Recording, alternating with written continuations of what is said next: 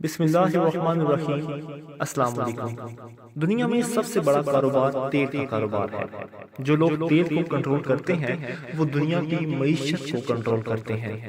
دنیا میں دوسرا سب سے بڑا کاروبار اسلحے کا کاروبار ہے۔ اس کا اندازہ اس سے کیا جا سکتا ہے کہ دنیا کی سب سے بڑی معیشت امریکہ کی کل آمدن کا 50% اسلحے کی فروخت سے حاصل ہوتا ہے۔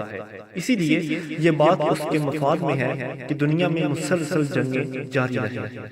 لیکن بہت کم لوگ جانتے ہوں گے کہ دنیا میں تیسرا سب سے بڑا کاروبار ڈرگز کا کاروبار ہے۔ لوگ اس لیے نہیں جانتے کہ یہ غیر قانونی طور پر ہوتا ہے اور اس کی ڈاکومنیشن نہیں کی جاتی۔ امریکہ کی CIA دنیا کی سب سے بڑی خفیہ ایجنسی ہے۔ اس ایجنسی کے آپریشن دنیا بھر میں جاری رہتے ہیں جن پر بے پناہ اخراجات آتے ہیں۔ یہ اخراجات اس بجٹ سے کئی گنا زیادہ ہوتے ہیں جو اس کے لیے منظور کیا جاتا ہے۔ یاد رکھیے CIA اپنے 90% اخراجات ڈرگز کے کاروبار سے پوری کرتی ہے۔ دنیا میں 2 خطے ایسے ہیں جہاں سب سے زیادہ ڈرگز پیدا ہوتی ہے۔ ایک چین کے قریب میانمار اور تھائی لینڈ وغیرہ کا علاقہ جس کو گولڈن ٹرائی اینگل کہا جاتا ہے، اور کسی دور میں دنیا میں سب سے زیادہ افیون پیدا کرنے والا خطہ تھا۔ دوسرا خطہ جس کو آج کل گولڈن کریسنٹ کہا جاتا ہے افغانستان کا علاقہ ہے، جہاں دنیا کے تقریباً 90% سے زیادہ افیون اور ہیروئن پیدا کی جاتی ہے۔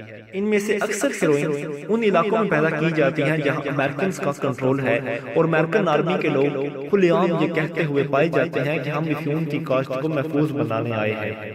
مجاہدین نے جب افغانستان پر مکمل کنٹرول حاصل کر لیا تو ملا عمر مجاہد نے جولائی سن 2000 میں افیون کی کاشت کو غیر اسلامی قرار دیتے ہوئے مکمل پابندی لگا دی، پھر جس کی وجہ سے دنیا بھر میں پہلی بار افیون یا ہیروئن کی شدید قلت پیدا ہو گئی تھی۔ امریکن حملے کے بعد افغانستان میں افیون کی کاشت میں ریکارڈ اضافہ ہوا، اور کہا جاتا ہے کہ اس عرصے میں CIA نے اتنے کمائے کہ جب امریکہ میں بینک دیوالیہ ہونے لگے تھے تو CIA نے ڈرگز کے ذریعے کمائے ہوئے پیسوں سے ان بینکوں کو سہارا دیا۔ بہت کم لوگوں کو پتا ہوگا کہ نیٹو کے کنٹینرز میں ٹنوں کے حساب سے ACT این ہائیڈرائڈ نامی کیمیکل افغانستان جاتا ہے، اور آج تک کسی نے یہ سوال کرنے کی جرات نہیں کی کہ آخر اس کیمیکل کو افغانستان میں کس مقصد کے لیے استعمال کیا جاتا ہے۔ ایسیٹک این ہائیڈرائڈ وہ کیمیکل ہے جو فیول کو ہیروئن بناتا ہے۔ کہا جاتا ہے کہ CIA نے کچھ لوگوں کو اس کام کے لیے اپنا فرنٹ مین بنا رکھا ہے۔ حامد کرزئی کے بھائی ولی کرزئی بھی ان میں سے ایک ہیں، جن کے بارے میں اندازہ ہے کہ اگر غیر قانونی دولت کی ریکنگ کی جائے تو شاید وہ اس دنیا کے امیر ترین شخص بن چکے ہیں۔ امریکہ کے افغانستان پر حملے کی بہت سی وجوہات میں سے ایک بڑی وجہ ہیروئن کے اس کاروبار کو کنٹرول دوبارہ حاصل کرنا ہے جس پر CIA چلتی ہے۔